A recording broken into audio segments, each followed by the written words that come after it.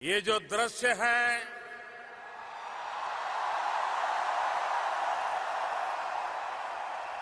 ये जो माहौल है ये अकल्पनीय है।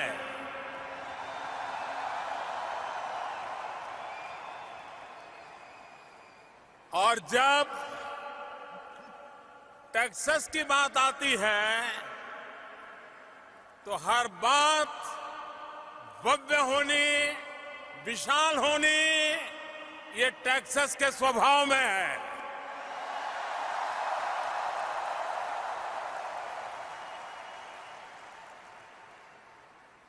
आज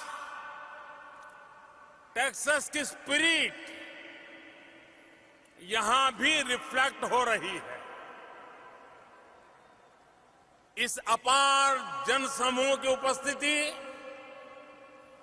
केवल अरिथमेटिक तक ही सीमित नहीं है।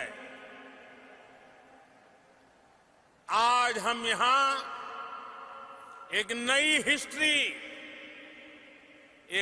हिस्ट्री बनते हुए देख रहे हैं और एक नई केमिस्ट्री भी।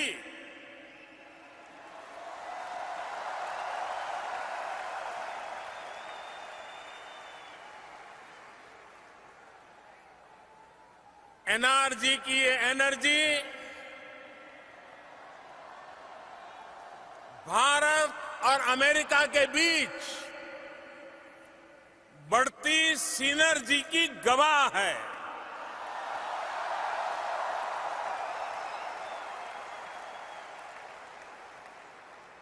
प्रेसिडेंट ट्रंप का यहां आना अमेरिका की महान डेमोक्रेसी के अलग अलग प्रतिनिधियों का, चाहे वो रिपब्लिकन हो, डेमोक्रेट हो, उनका यहां आना और भारत के लिए, मेरे लिए इतनी प्रशंसा में काफी कुछ कहना, मुझे बहुत शुभकामनाएं देना। स्टेनी होयर, सेनेटर कॉर्निन, सेनेटर क्रूज और अन्य साथियों ने जो भारत की प्रगति के बारे में कहा है, जो प्रशंसा की है, वो अमेरिका में रहने वाले भारतीयों का, उनके सामर्थ्य, उनके अचीवमेंट का सम्मान है।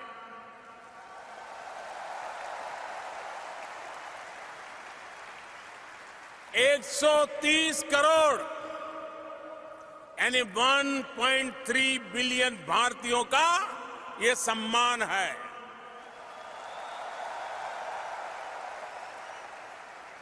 इलेक्टेड रिप्रेजेंटेटिव्स के अलावा भी बहुत से अमेरिकी मित्र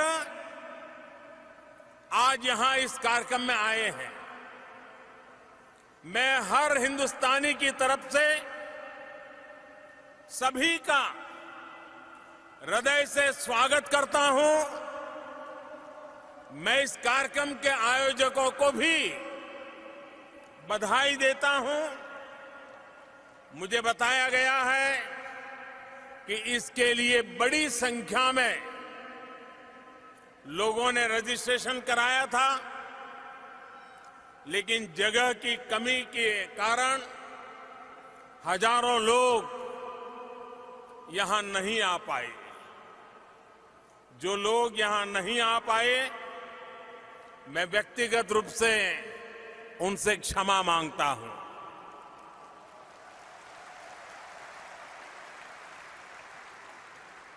मैं ह्यूस्टन टेक्सास प्रशासन को भी, उनकी भी भरी भरी प्रशंसा करूंगा, जिसने 2 दिन पहले अचानक बदले मौसम के बाद इतने कम समय में हालात को संभाला, व्यवस्थाओं को चुस्त दुरुस्त किया और जैसा कि प्रेसिडेंट ट्रंप कह रहे थे, ये सिद्ध किया कि ह्यूस्टन इज स्ट्रांग।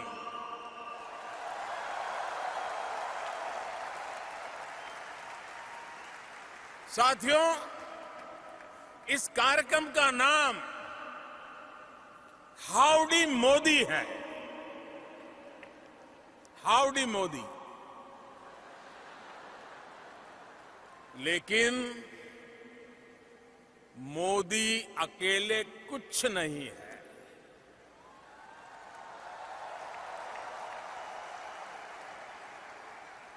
मैं 130 करोड़ भारतीयों के आदेश पर काम करने वाला एक साधारण व्यक्ति हूं।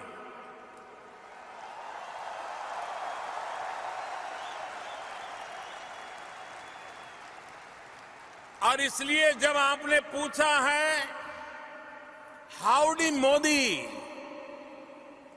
तो मेरा तो मन कहता है उसका जवाब यही है, भारत में सब अच्छा है।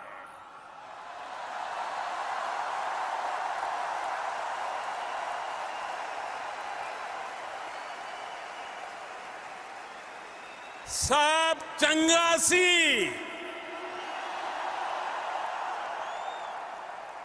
बधाज मजामा छे।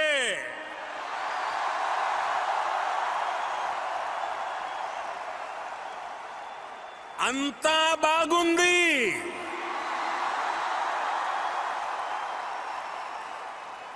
एल्ला चेन्नागिरे,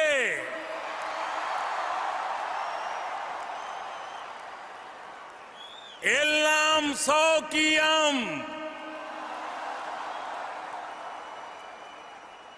सर्वछान चाल्याए।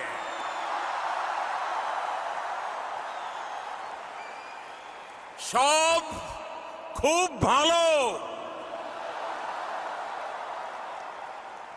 सबू भल्ला अच्छी। साथियों, हमारे अमेरिकी मित्रों को ये आश्चर्य हो रहा होगा कि मैंने क्या बोला है। प्रेसिडेंट ट्रंप और मेरे अमेरिकी मित्रों, मैंने इतना ही कहा है, एवरीथिंग इज फाइन।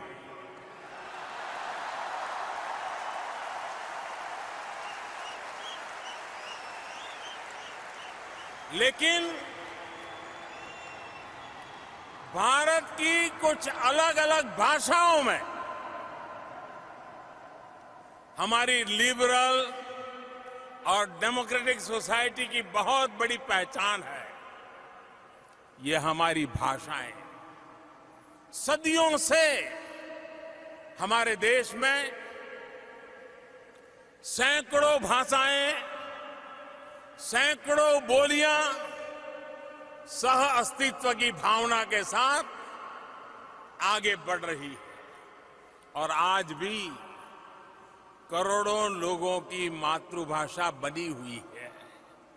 और साथियों, सिर्फ भाषा ही नहीं, हमारे देश में अलग अलग पंथ, दर्जनों संप्रदाय, अलग अलग पूजा पद्धतियां, सैकड़ों तरह का अलग अलग क्षेत्रीय खान पान, अलग अलग वेशभूषा, अलग अलग मौसम ऋतु चक्र इस धरती को अद्भुत बनाते हैं।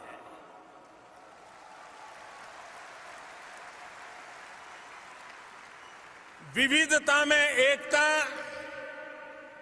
यही हमारी धरोहर है, यही हमारी विशेषता है। भारत की यही डायवर्सिटी हमारी वाइब्रेंट डेमोक्रेसी का आधार है,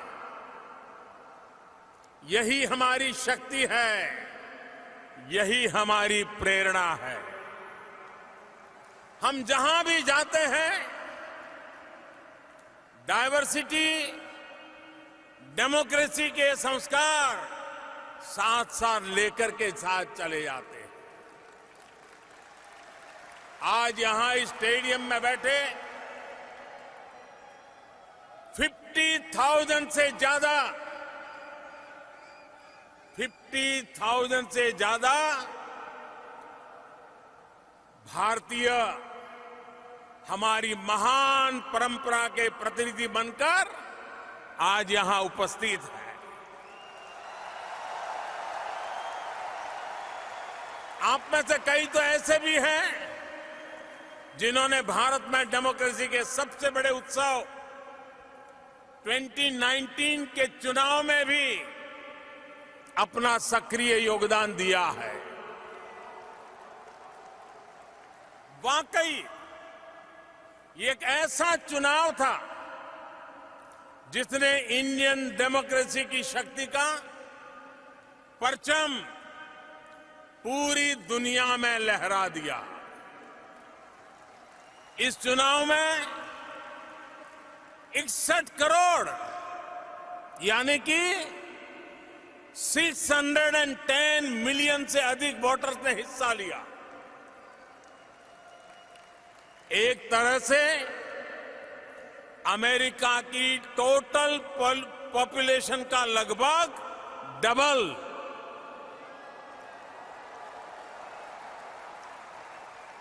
इसमें भी 8 करोड़ यानी 80 मिलियन युवा तो ऐसे हैं जो फर्स्ट टाइम वोटर थे। भारत की डेमोक्रेसी के इतिहास में सबसे ज्यादा विमेन वोटर्स ने इस बार वोट डाला था और इस बार सबसे ज्यादा संख्या में महिलाएं चुनकर भी आई हैं। साथियों, 2019 के चुनाव ने एक और नया रिकॉर्ड स्थापित किया। 60 साल के बाद, आफ्टर 6 डेकेड्स, 60 साल के बाद ऐसा हुआ जब पूर्ण बहुमत के साथ बनी कोई सरकार अपना 5 साल का कार्यकाल पूरा करके पहले से ज्यादा संख्या बल के साथ लौटी।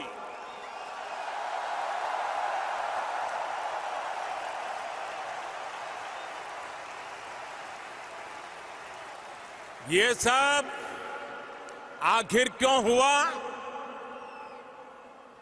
किसकी वजह से हुआ?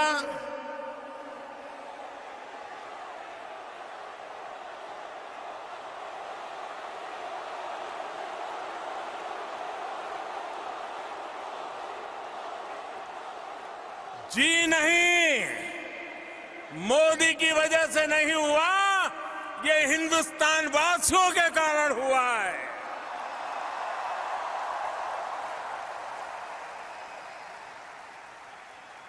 साथियों, धैर्य हम भारतीयों की पहचान है, लेकिन अब हम अधीर है देश के विकास के लिए। 21वीं सदी में देश को नई ऊंचाई पर ले जाने के लिए आज भारत का सबसे चर्चित शब्द है विकास। आज भारत का सबसे बड़ा मंत्र है सबका साथ, सबका विकास। आज भारत की सबसे बड़ी नीति है जनभागीदारी, पब्लिक पार्टिसिपेशन। आज भारत का सबसे प्रचलित नारा है संकल्प से सिद्धि। और आज भारत का सबसे बड़ा संकल्प है new India.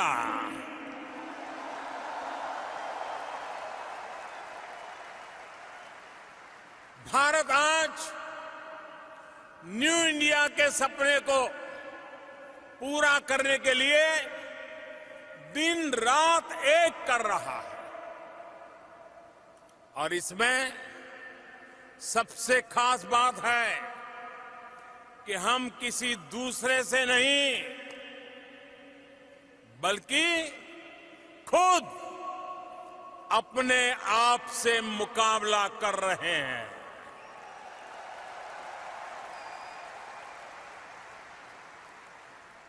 We are challenging ourselves. We are changing ourselves.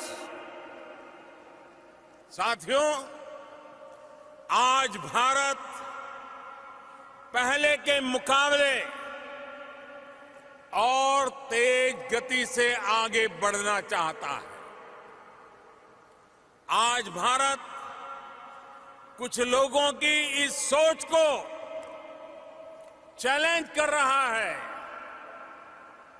जिनकी सोच है कुछ बदल ही नहीं सकता है।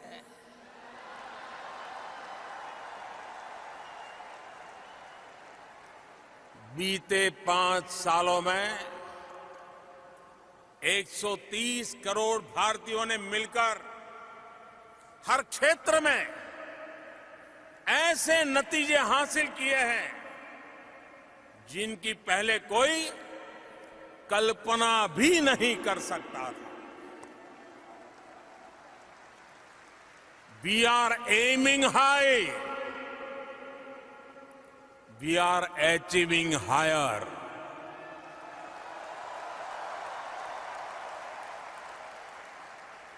भाइयों और बहनों, 7 दशकों में देश का रूरल सैनिटेशन 38% पहुंचा था। 5 साल में हमने 11 करोड़ यानी 110 मिलियन से ज्यादा शौचालय बनवाए। आज रूरल सैनिटेशन 99% पर है।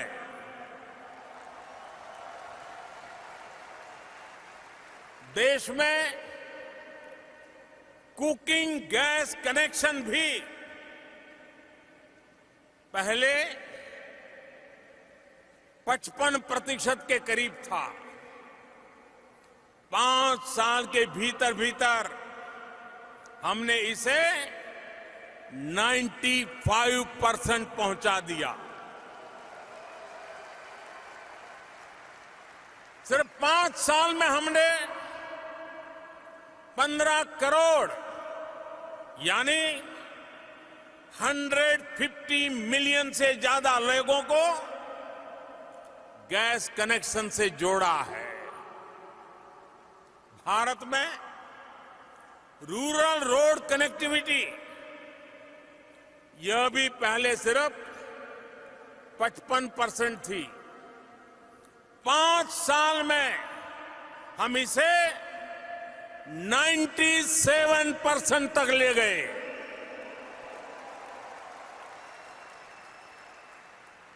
सिर्फ 5 साल में हमने देश के ग्रामीण इलाकों में 2 लाख किलोमीटर यानी 200,000 किलोमीटर से ज्यादा सड़कों का निर्माण किया है।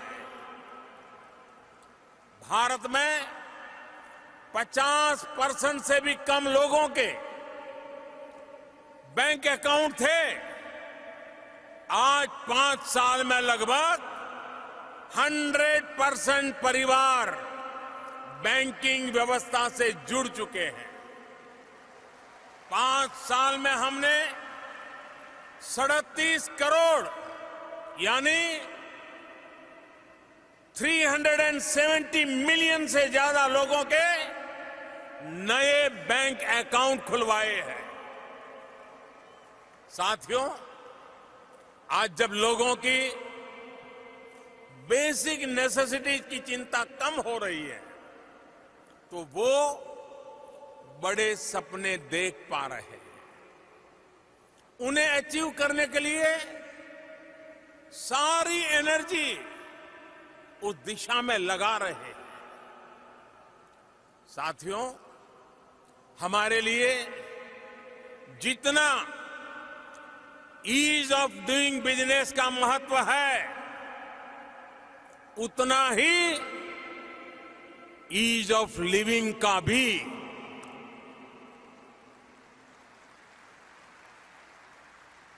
और उसका रास्ता है एम्पावरमेंट।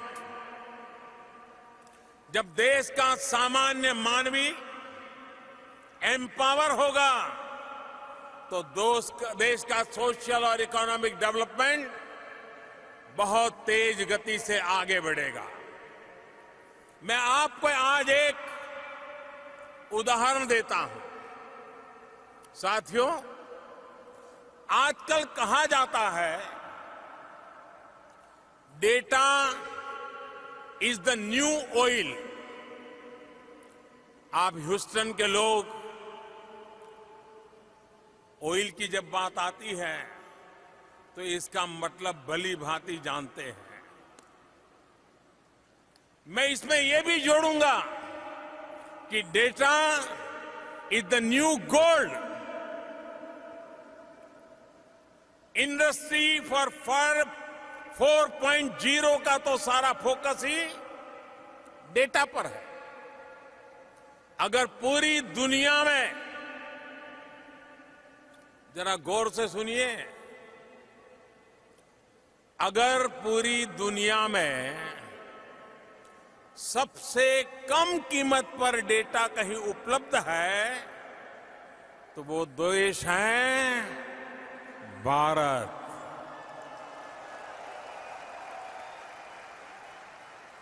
आज भारत में 1 GB डेटा की कीमत है सिर्फ 25 to 30 सेंट के आसपास, यानी $1 का भी चौथाई हिस्सा। और मैं ये भी बताना चाहूंगा कि 1 GB डेटा की वर्ल्ड एवरेज की कीमत इससे 25 से 30 गुना ज्यादा है। ये सस्ता डेटा भारत में डिजिटल इंडिया की एक नई पहचान बन रहा है। सस्ते डेटा ने भारत में गवर्नेंस को रीडिफाइन भी किया है। आज भारत में सेंट्रल गवर्नमेंट और स्टेट गवर्नमेंट्स की करीब करीब 10,000 सर्विसेज ऑनलाइन उपलब्ध है। साथियों, एक समय था जब पासपोर्ट बनने में 2 से 3 महीने लगते थे। अब 1 हफ्ते से भी कम समय में पासपोर्ट घर आ जाता है। पहले वीजा को लेकर किस तरह की दिक्कतें थी, ये शायद आप ज्यादा जानते हैं। आज यूएस भारत के ई वीजा फैसिलिटी के सबसे बड़े यूजर्स में से एक है। साथियों, एक समय था जब नई कंपनी के रजिस्ट्रेशन में 2-2, 3-3 हफ्ते लग जाते थे। अब 24 घंटे में नई कंपनी रजिस्टर हो जाती है। एक समय था जब टैक्स रिटर्न भरना बहुत बड़ा सिरदर्द होता था। टैक्स रिफंड आने में महीनों लग जाते थे। अब जो बदलाव आया है वो सुनेंगे तो आप चौंक जाएंगे। इस बार 31 अगस्त को एक दिन में, मैं सिर्फ एक दिन की बात कर रहा हूं, एक दिन में करीब 50 लाख यानी 5 मिलियन लोगों ने अपना इनकम टैक्स रिटर्न ऑनलाइन भरा है। यानी सिर्फ एक दिन में ही 50 लाख रिटर्न, यानी ह्यूस्टन की कुल पॉपुलेशन के भी डबल से ज्यादा। और दूसरी सबसे बड़ी बात, जो टैक्स रिफंड महीनों में आता था, वो अब हफ्ते 10 दिन में सीधे बैंक में ट्रांसफर हो जाता है। भाइयों और बहनों, तेज विकास का प्रयास कर रहे किसी भी देश में अपने नागरिकों के लिए वेलफेयर स्कीम्स आवश्यक होती है। जरूरतमंद नागरिकों के लिए वेलफेयर स्कीम चलाने के साथ साथ नए भारत के निर्माण के लिए कुछ चीजों का फेयरवेल भी दिया जा रहा है।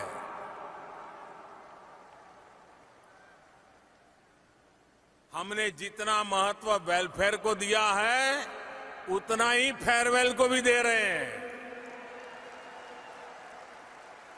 इस 2 अक्टूबर को जब देश महात्मा गांधी की 150वीं जन्म जयंती मनाएगा, तो भारत ओपन डेफिकेशन को फेयरवेल दे देगा। भारत बीते 5 सालों में 1500 से ज्यादा बहुत पुराने कानूनों को भी फेयरवेल दे चुका है। भारत में दर्जनों टैक्स का जो जाल था, वो भी बिजनेस फ्रेंडली माहौल बनाने में रुकावट खड़ी करता था।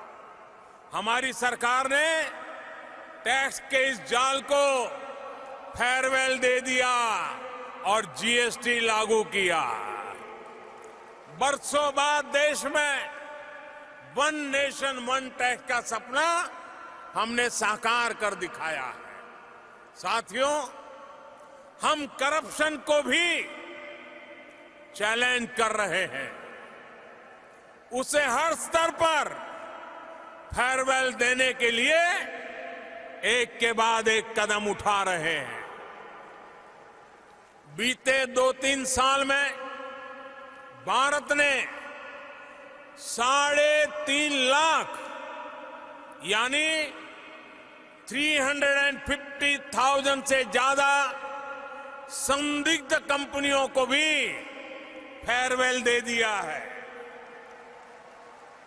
हमने 8 करोड़ यानी 80 मिलियन से ज्यादा ऐसे फेक नेम्स को भी फेयरवेल दे दिया है, जो सिर्फ कागजों पर थे और सरकारी सेवाओं का फायदा उठा रहे थे। और साथियों, आप कल्पना कर सकते हैं, इन फर्जी नामों को हटाकर कितने रुपये गलत हाथों में जाने से बचाए गए हैं। करीब करीब 1.5 लाख करोड़ रुपए, यानी तकरीबन 20 बिलियन यूएस डॉलर्स एक देश में,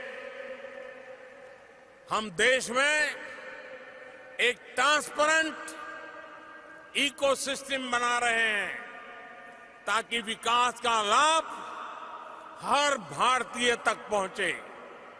और भाइयों बहनों, एक भी भारतीय विकास से दूर रहे, ये भी भारत को मंजूर नहीं है। देश के सामने 70 साल से एक और बड़ा चैलेंज था, जिसे कुछ दिन पहले भारत ने फेयरवेल दे दिया है।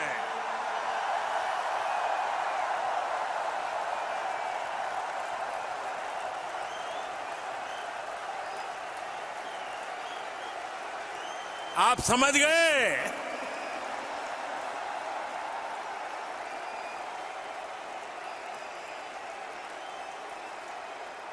ये विषय है आर्टिकल 370 का।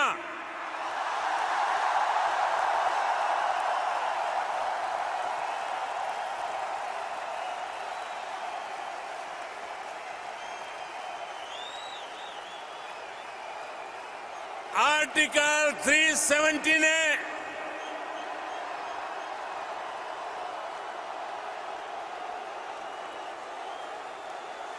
आर्टिकल 370 ने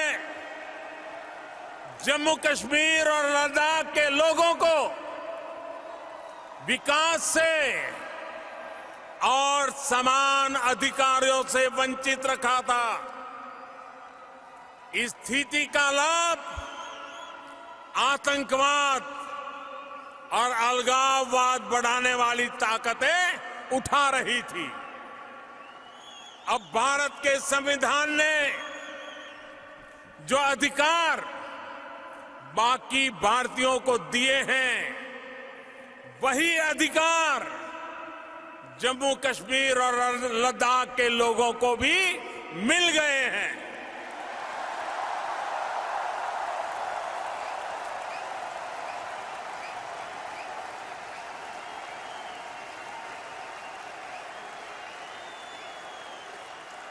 वहां की महिलाओं, बच्चों, दलितों के साथ हो रहा भेदभाव खत्म हो गया है।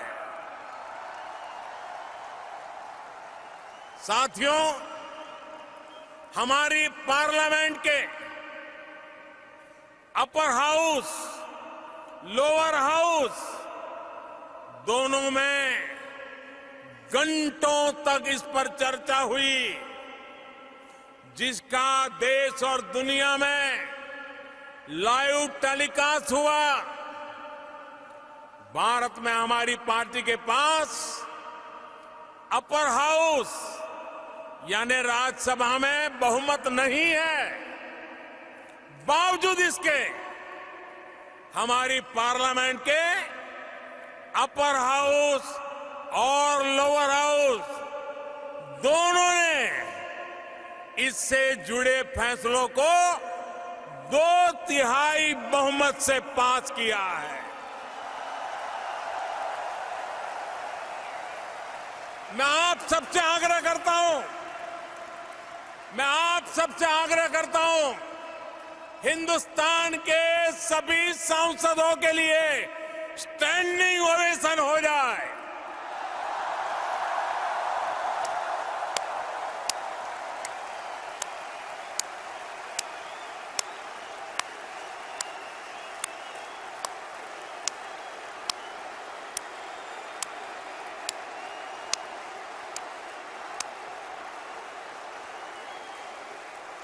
हाँ, बहुत बहुत धन्यवाद आपका। भारत अपने यहां जो कर रहा है, उससे कुछ ऐसे लोगों को भी दिक्कत हो रही है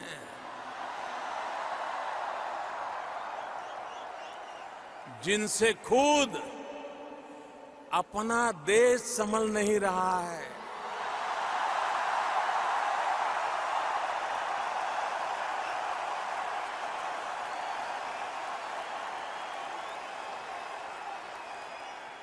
इन लोगों ने भारत के प्रति नफरत को ही अपनी राजनीति का केंद्र बना दिया है। ये वो लोग हैं जो अशांति चाहते हैं, आतंक के समर्थक हैं, आतंक को पालते पोसते हैं। उनकी पहचान सिर्फ आप नहीं, पूरी दुनिया अच्छी तरह जानती है।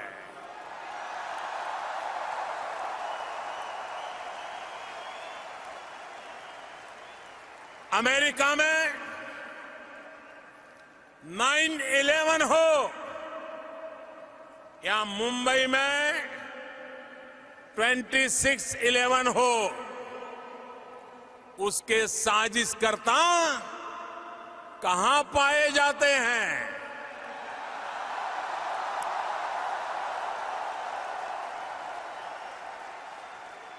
साथियों, अब समय आ गया है कि आतंकवाद के खिलाफ और आतंकवाद को बढ़ावा देने वालों के खिलाफ निर्णायक लड़ाई लड़ी जाए।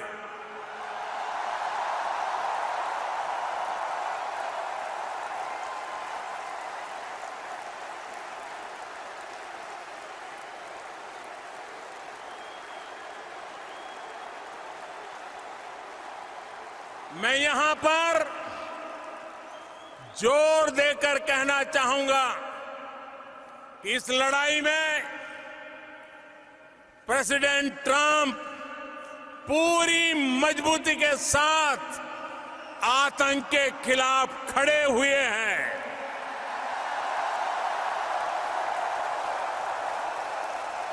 एक बार आतंक के खिलाफ लड़ने का राष्ट्रपति ट्रंप का जो मनोबल है, हम सब मिलकर के उनको भी स्टैंडिंग ओवेशन देंगे।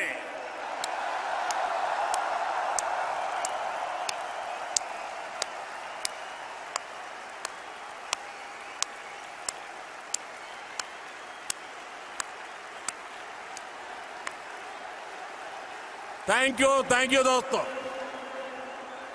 भाई और बहनों,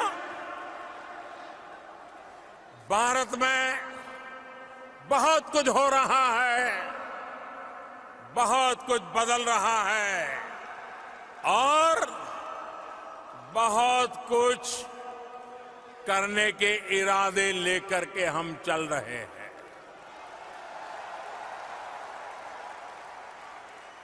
हमने नए चैलेंजेस तय करने की, उन्हें पूरा करने की एक जीत ठान रखी है। देश की इन्हीं भावनाओं पर मैंने कुछ दिन पहले एक कविता लिखी थी।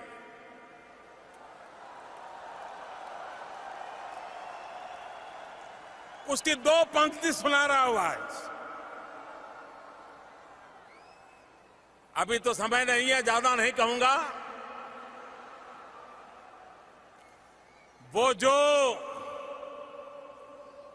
जो मुश्किलों का अंबार है, वो जो मुश्किलों का अंबार है, वही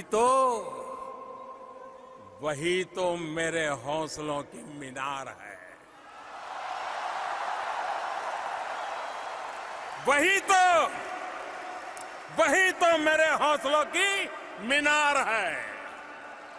साथियों, भारत आज चुनौतियों को टाल नहीं रहा, हम चुनौतियों से टकरा रहे हैं। भारत आज थोड़े बहुत इंक्रीमेंटल चेंज पर नहीं, समस्याओं के पूर्ण समाधान पर जोर दे रहा है। असंभव सी लगने वाली तमाम बातों को भारत आज संभव करके दिखा रहा है। साथियों, अब भारत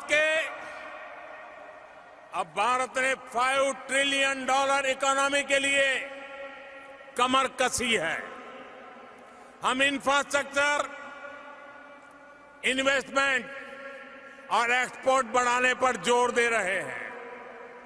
हम पीपल फ्रेंडली, डेवलपमेंट फ्रेंडली और इन्वेस्टमेंट फ्रेंडली माहौल बनाते हुए आगे बढ़ रहे हैं। हम इंफ्रास्ट्रक्चर पर 100 लाख करोड़ रुपए, करीब करीब 1.3 ट्रिलियन डॉलर खर्च करने वाले हैं। साथियों, बीते 5 वर्षों में दुनिया में तमाम अनिश्चितताओं के बावजूद भी भारत की ग्रोथ रेट एवरेज 7.5% रही है। और ये भी ध्यान रखिए, पहले की किसी सरकार के पूरे कार्यकाल का एवरेज देखें तो ऐसा पहले कभी नहीं हुआ है। पहली बार एक साथ लो इन्फ्लेशन, लो फिस्कल डेफिसिट और हाई ग्रोथ का दौर आया है। आज भारत दुनिया के बेहतरीन एफडीआई डेस्टिनेशन में से एक है। साल 2014 से 2019 तक एफडीआई इनफ्लो में करीब करीब 2 गुनी बढ़ोतरी हुई है। अभी हाल में ही हमने सिंगल ब्रांड रिटेल में एफडीआई के नॉर्म्स को आसान बनाया है। कोल माइनिंग और कॉन्ट्रैक्ट मैन्युफैक्चरिंग में विदेशी इन्वेस्टमेंट अब 100% तक हो सकता है। मैं कल एनर्जी सेक्टर के सीईओ से यहां ह्यूस्टन में मिला। भारत ने कॉरपोरेट टैक्स में भारी कमी का जो निर्णय लिया है, उससे वो सारे के सारे लोग बहुत ही उत्साहित नजर आए। उनका फीडबैक है कि कॉरपोरेट टैक्स कम करने के फैसले से सिर्फ भारत में ही नहीं बल्कि ग्लोबल बिजनेस लीडर्स में बहुत पॉजिटिव मैसेज गया है। ये फैसला भारत को और ग्लोबल कॉम्पिटिटिव बनाएगा। साथियों, भारतीयों के लिए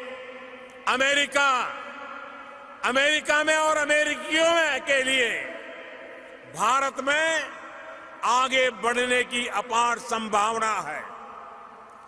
$5 ट्रिलियन इकोनॉमी के लिए न्यू इंडिया का सफर और प्रेसिडेंट ट्रंप के नेतृत्व में अमेरिका की मजबूत इकोनॉमिक ग्रोथ इन संभावनाओं को नए पंख लगा देंगे। प्रेसिडेंट ट्रंप ने अपने संबोधन में जिन इकोनॉमिक मिरेकल्स की बात कही, वो सोने में सुहागा हो गए। आने वाले 2-3 दिनों में प्रेसिडेंट ट्रंप के साथ मेरी बातचीत होने वाली है। मैं उम्मीद करता हूं कि उससे भी कुछ पॉजिटिव रिजल्ट्स निकलेगा। वैसे तो प्रेसिडेंट ट्रंप मुझे टफ नेगोशिएटर कहते हैं, लेकिन वो खुद भी द आर्ट ऑफ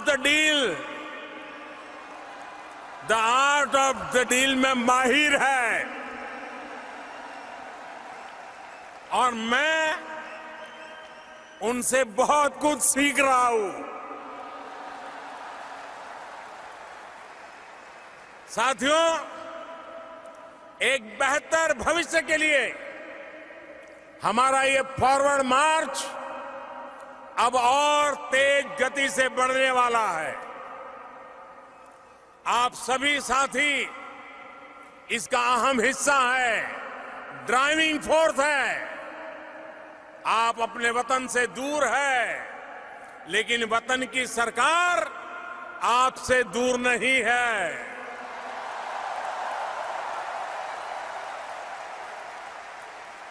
बीते 5 वर्षों में हमने इंडियन डायस्पोरा से संवाद के मायने को और संवाद के तरीके दोनों बदल दिए हैं। अब विदेशों में भारत के दूतावास और काउंसलेट सिर्फ सरकारी कार्यालय नहीं, बल्कि आपके पहले साथी की भूमिका में है। विदेश में काम करने वाले साथियों के लिए उनके हितों की सुरक्षा के लिए भी सरकार लगातार काम कर रही है।